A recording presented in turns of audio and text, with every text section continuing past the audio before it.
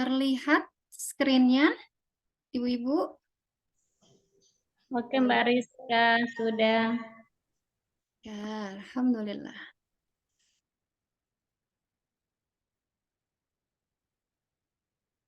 Sebentar ya. Ya.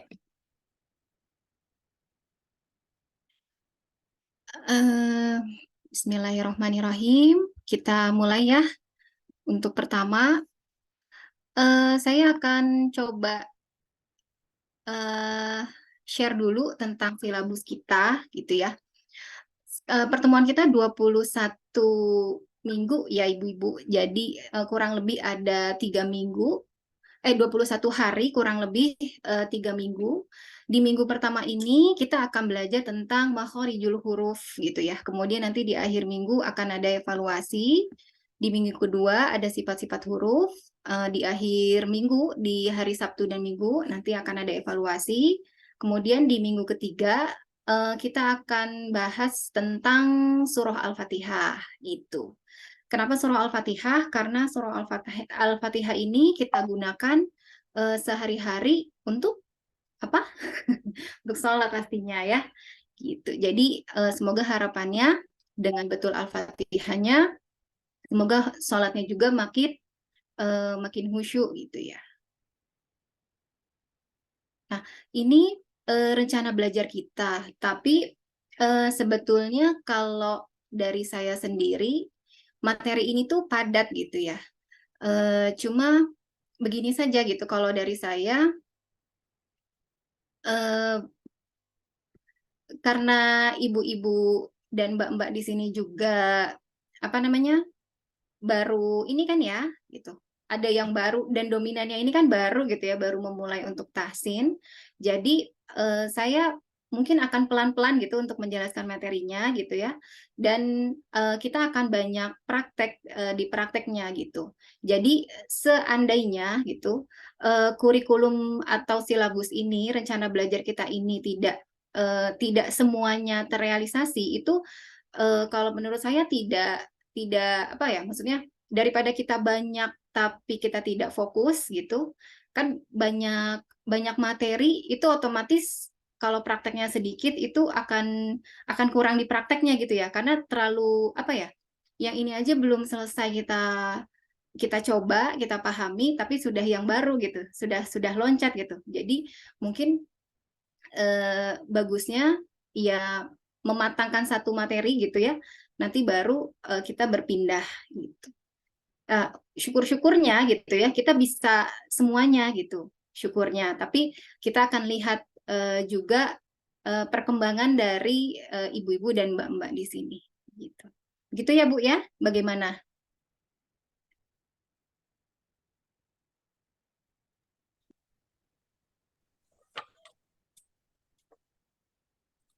Oke, kira-kira begitu. Iya, Mbak. Ya, Ya, oke, Mbak. Mbak. Ditanyakan enggak?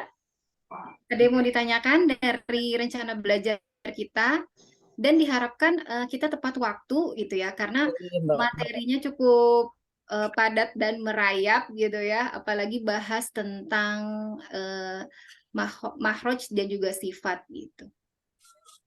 Dan insya Allah kita akan banyak latihan nanti.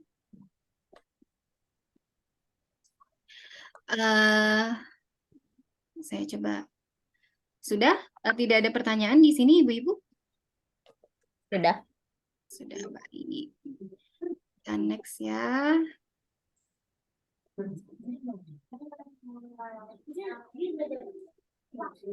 Ya, saya akan mulai dari seputar tentang Al-Quran, gitu ya. Al-Quran itu apa sih, gitu ya? Al-Quran itu adalah kalamullah yang mu'jiz. Yang mu'jiz itu artinya yang melemahkan atau menunjukkan kelemahan. Gitu. Jadi dengan kalamullah ini, Al-Quran ini menunjukkan kelemahan kita makhluk gitu, di mana tidak ada satupun yang menandingi Al-Quran dan tidak ada satupun yang bisa mendatangkan atau membuat ayat atau surah sebagaimana Al-Quran. Jadi udah paling the best-nya gitu ya, itu ya Al-Quran, kalamullah. Nah kemudian nanti kalau misalkan ada pertanyaan boleh silakan ya. Gitu. Yang diturunkan, Al-Quran ini diturunkan kepada penutup para nabi dan rasul kita, yaitu Rasulullah Shallallahu Alaihi Wasallam, perantaranya malaikat Jibril, dan dituliskan sekarang dalam bentuk mushaf dan sampai kepada kita itu dengan mutawatir gitu ya. Mutawatir itu artinya berangsur-angsur, jadi tidak langsung gitu ya. Jadi dia sedikit-sedikit dan berurutan. Dan ketika kita membacanya juga bernilai ibadah. Pasti ibu-ibu sudah tahu gitu ya, mbak-mbak sudah tahu. Dan ini dimulai dari surah Al-Fatihah ketika kita buka Al-Quran sampai surah yang terakhir yaitu surah An-Nas. Saya ambil materi ini dari awal sampai akhir itu saya mengambil 2 buku ibu-ibu. Jadi buku yang pertama yaitu buku Shahibut Tilawah, ini seperti ini bukunya. Buku yang kedua yaitu Tajwid Al-Quran. Ini saya dapat dari 2 lembaga yang berbeda. Jadi memang saya ketika belajar tahsin itu saya sudah ikut beberapa lembaga gitu ya, beberapa lembaga. Dan saat ini saya bergabung di 3 lembaga yang berbeda. Jadi ini seperti apa ya? Sebenarnya semuanya saling melengkapi. Jadi saya combine, saya kombinasikan semuanya gitu ya. Dari apa namanya? Dari referensi yang sudah saya dapat. Seperti itu. Nah, kemudian kita lanjut ke materi. Nah, tahap turunnya Al-Qur'an itu ternyata ada 2 tahap. Yang pertama, turunnya Al-Qur'an ini utuh dari Lauhul Mahfuz ke Baitul Izzah yang adanya di langit bumi.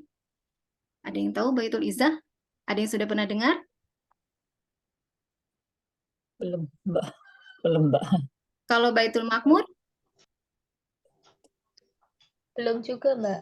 Belum juga. Baitul Makmur itu di hadis gitu ya, direwayatkan dari Bukhari dan Muslim bahwa jadi ketika Rasulullah Isra Mi'raj itu beliau naik ke langit ke-7, kemudian bertemu dengan nabi-nabi yang lain dan di sana beliau melihat Baitul Makmur. Nah, di Baitul Makmur lah berkumpulnya 70.000 malaikat itu. Pasti pernah dengar ya? Apa belum? Belum, Mbak.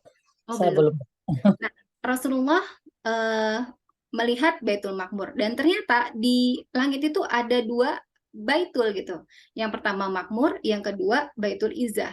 Baitul Izzah itu bukan di langit ke-7 tapi di langitnya bumi gitu. Jadi di langit bumi inilah Al-Qur'an itu sama Allah diturunkan dan secara utuh.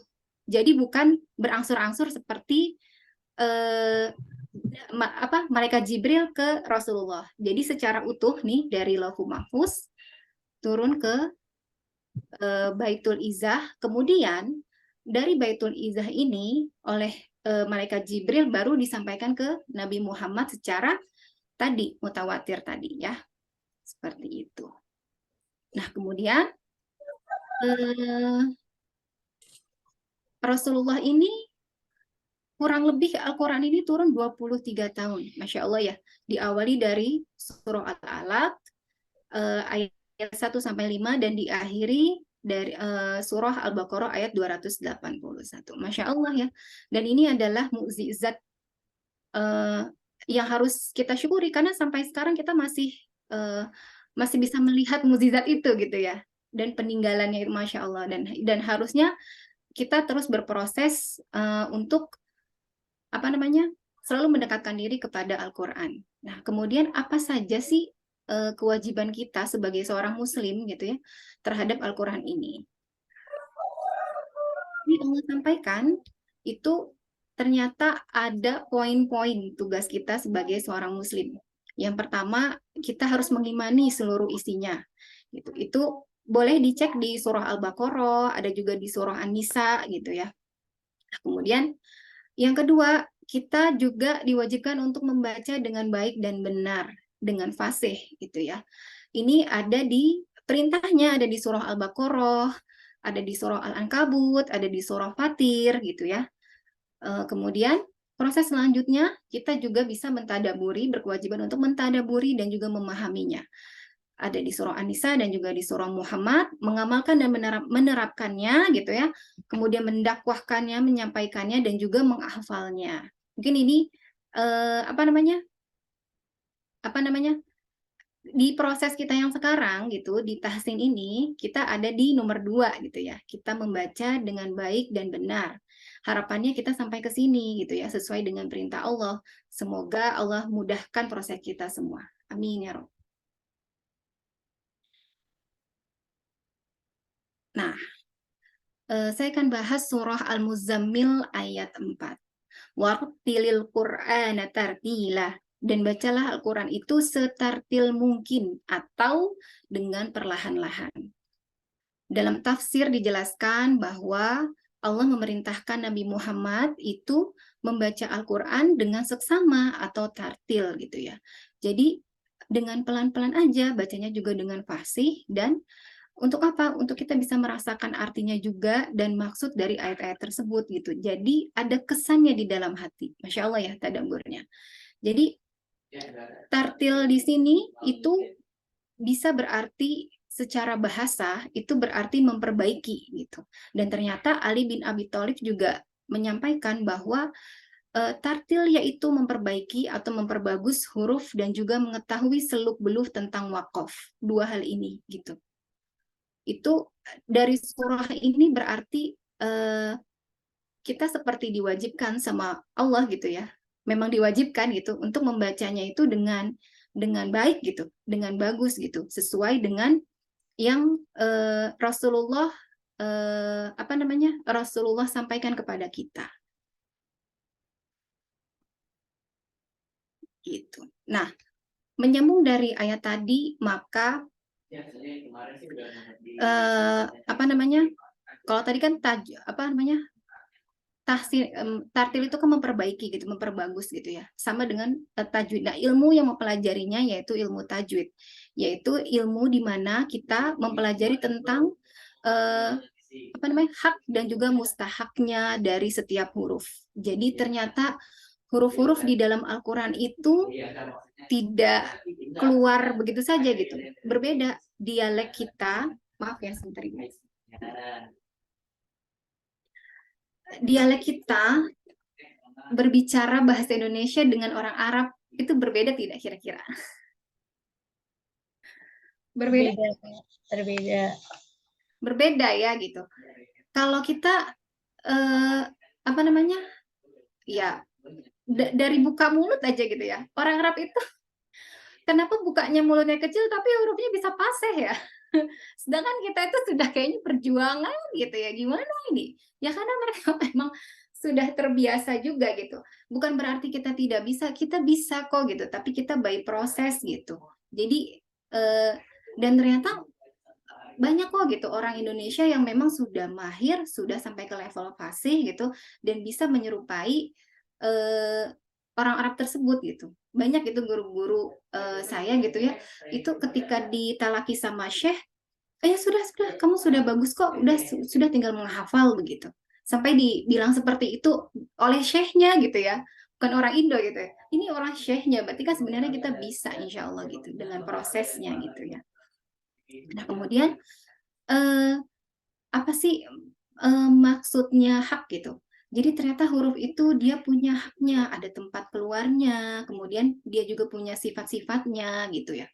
Mustahak ini adalah sebab musabab dari hak-haknya itu. Jadi nanti akan ada timbul-timbul sifat-sifat yang lain gitu ya. Jadi ternyata huruf itu punya sifat dasar, sifat asli, dan juga ada sifat yang karena sifat aslinya bertemu dengan huruf yang lain, misalkan jadinya adalah bunyi yang lain gitu. Nanti kita akan pelajari gitu. Tidak sih, kita cuma sampai ke sifat dan juga mahrojnya gitu. Nah kemudian, sebentar. Ini udah ya. Nah iya, kenapa sih kita pelajari sampai segitunya orang Arab ngomong huruf A misalkan, oh A-nya tuh dari sini. Ngomong huruf ba misalkan ya, ba-nya itu dari sini. Kenapa harus menyerupai gitu? Karena yang kita baca ini memang Al-Quran dan memang dibaca itu harus setartil mungkin, sebenar mungkin. Jadi kalau bisa ketika kita membaca Al-Quran itu minim sekali dari kesalahan. Kenapa coba? Kenapa? Ada yang tahu kira-kira kenapa kita membaca Al-Quran harus benar-benar terhindar dari kesalahan? Ada yang mau coba? Silahkan, Mbak. Ibu. Mbak, saya karena maksudnya kalau sudah salah ucap itu artinya lain lagi, Mbak. Kadang beda jauh, seperti itu kolbu dengan kalbu. Itu artinya jauh sekali bedanya, Mbak. Sapi Jadi dengan hati. harus sesuai di mana keluarnya. Iya, karena kalau tidak salah kalau kolbu itu hati, kalau kalbu itu anjing. Maksudnya jauh sekali bedanya. Jadi kalau sudah salah ucap, kalau orang yang tahu dengar salah fatal, Mbak. Mungkin itu. Ya, betul ya yang disampaikan Bu Zayati. Jadi memang berbeda dengan bahasa Indonesia gitu ya. Kalau bahasa Indonesia kita mau baca panjang itu kayaknya artinya sama, kayak misalkan apa ya? Apa gitu. Kan ada ya. Misalkan anak kita apa? Nggak dengar gitu. Apa gitu. Dia tuh suka manjangin gitu. Tapi artinya masih sama gitu. Artinya ya apa gitu. Tapi berbeda dengan bahasa Arab gitu. Yang memang panjang pendeknya itu sangat-sangat mempengaruhi gitu ya. Kita lihat di sini. Ini adalah contoh dari kesalahan. Misalkan ya, wallahu sami'un alim. Harusnya alim pakai ain. Ternyata dibacanya pakai a, alim. Nah, itu gimana artinya? Yang awalnya dan Allah Maha mendengar dan juga Maha mengetahui. Jadi Allah Maha mendengar dan aduh, jadi jauh banget ya gitu artinya gitu. Kemudian ada Robbi Musa wa Harun. Robbi. Ada yang manjangin misalkan ya salah baca gitu. Jadi Robbi, harusnya Robbi jadi Robbi. Yang awalnya artinya Tuhannya Musa jadi salah, artinya Tuhanku adalah Musa. Itu kan fatal ya gitu. Kaifa haluk? Haknya itu haluk, itu keadaan. Kalau dia kho, kan mahrojnya ini tempat keluarnya itu mendekati gitu ya. Hak sama kho gitu. Yang satu keadaan, yang satu saudara laki-laki ibu, jauh gitu ya. Kayak kamar mandi. Hammam itu kamar mandi. Kalau hamam dia tidak pakai tasjid jadi merpati. Kalau dia pakai hak yang beda mahroj, hammam jadi yang bersemangat tinggi. Jadi beda makna gitu ya, beda arti gitu. Mau dia mau dia hurufnya yang disebut beda atau panjang pendek, apalagi kalau misalkan salah harusnya kasroh jadi fathah misalkan gitu.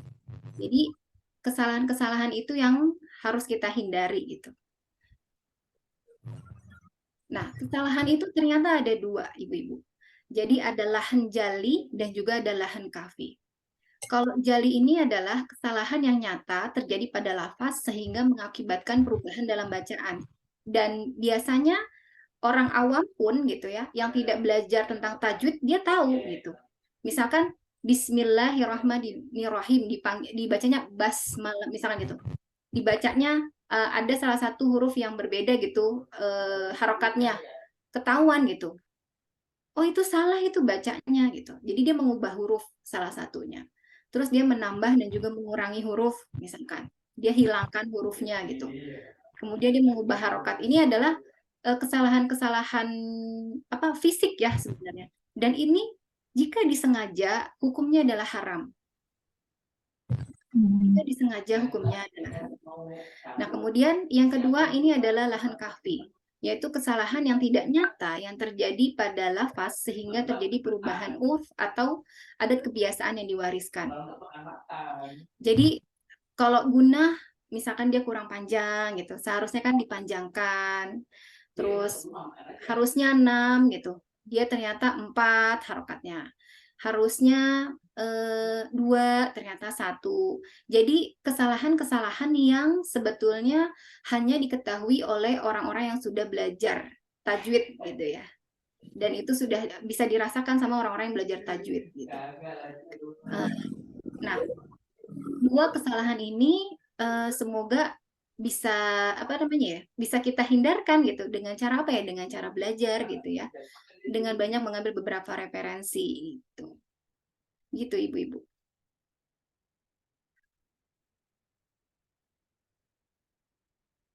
Sudah selesai. Saya pembukaannya memang tidak terlalu banyak. Gitu ya. Sebentar ya. Ini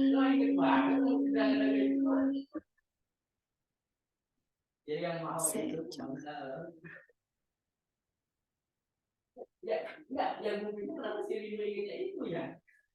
Gitu Ibu-ibu. Sampai sini ada yang mau ditanyakan atau ada yang mau didiskusikan? Kita belajar sama-sama ya Ibu-ibu. Jadi ketika nanti Ibu-ibu bertanya, ada yang saya tidak bisa jawab, mungkin Mbak Ati bisa jawab. Mungkin yang lain di sini juga bisa sharing gitu tentang pengalamannya gitu ya. Silahkan. Silahkan kalau ada yang mau ditanyakan. Insya Allah ilmunya ya.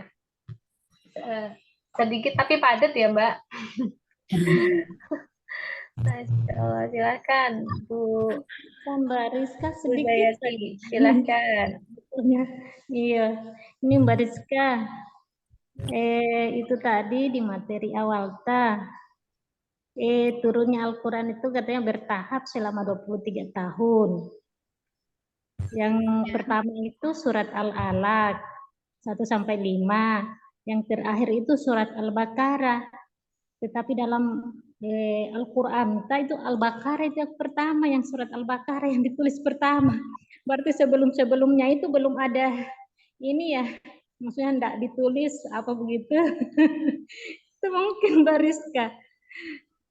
Maksudnya yang Al-Baqarah itu yang turun terakhir, tetapi di Mushaf Al-Quran itu kan surah yang pertama itu surat Al-Baqarah.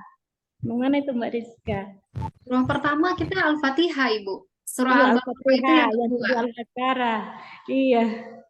Jadi memang Al-Quran ini ada prosesnya gitu ya. Turun berangsur-angsur secara 23 tahun gitu. Itu memang ya seperti itu urutannya gitu ya. Sesuai dengan kejadiannya gitu ya.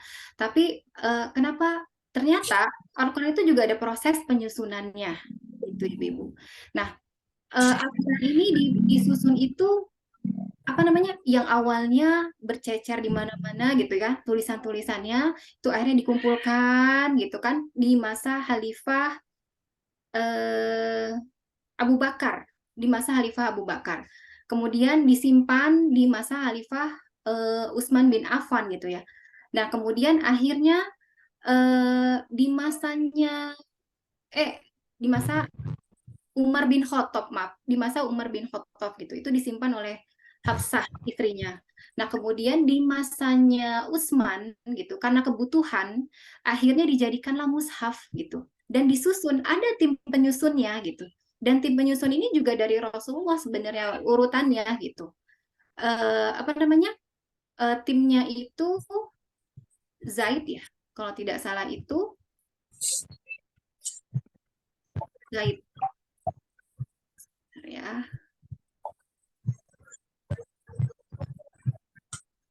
Ya, Zaid bin Thabit. Timnya itu Zaid bin Sabit, Abdullah bin Umar, Abdullah bin Zubair, Ibnu Abbas, dan Abdullah bin Haris. Gitu. Jadi para sahabat inilah yang menyalin Al-Quran kembali menjadi urutannya satu mushaf. Gitu. Dan akhirnya dikenal dengan Rasem Utsmani. Dan akhirnya sampai sekarang Rasem Utsmani ini tersebar ya sampai ke negara kita gitu. Semua belahan bumi ini ya kenalnya dengan Rasem Utsmani itu. Gitu, Ibu. Jadi memang beda ya susunannya karena memang sudah disusun kembali gitu. Menyusun. Oke, Mbak, makasih. Iya, Ibu.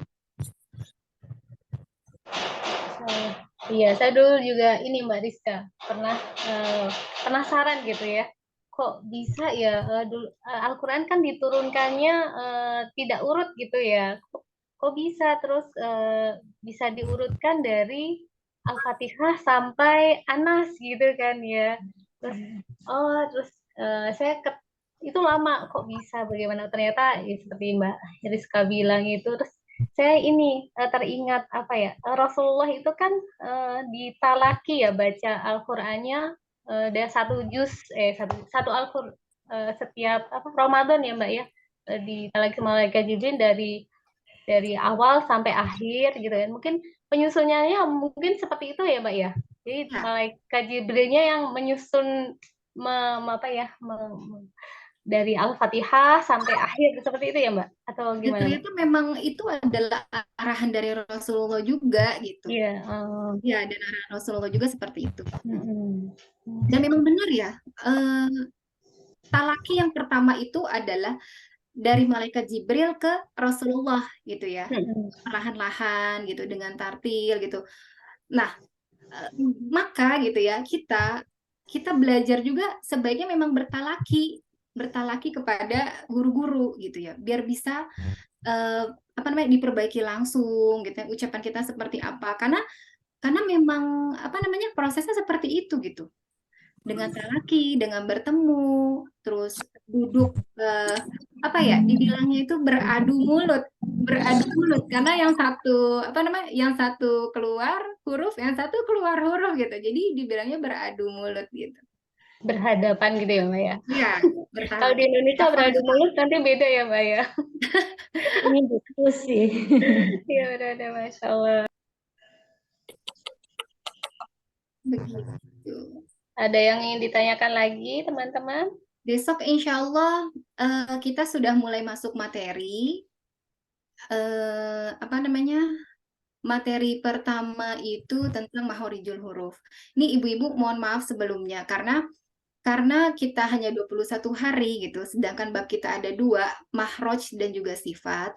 Akhirnya gitu ya, akhirnya ada beberapa yang memang saya lewatkan, yang memang saya lewatkan tapi materi intinya itu kita akan pelajari. Jadi semoga nanti ibu-ibu juga bisa mencari referensi lagi gitu ya, belajar lagi gitu untuk melengkapinya gitu.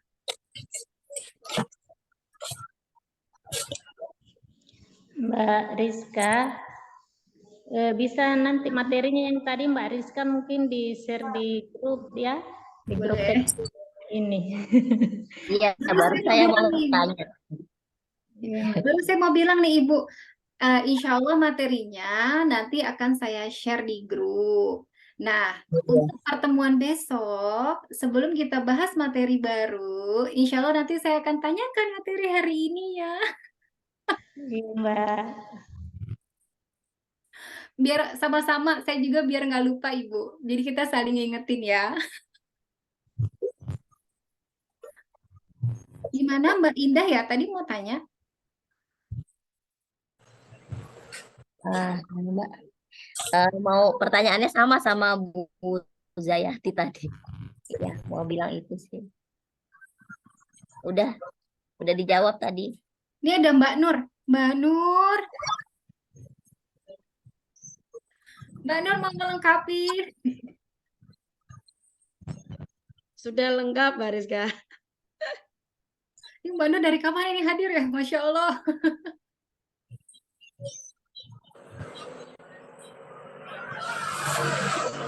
Dari tadi ya, Mbak. Ibu-ibu nanti tak kirim videonya. Oh iya Mbak Nur.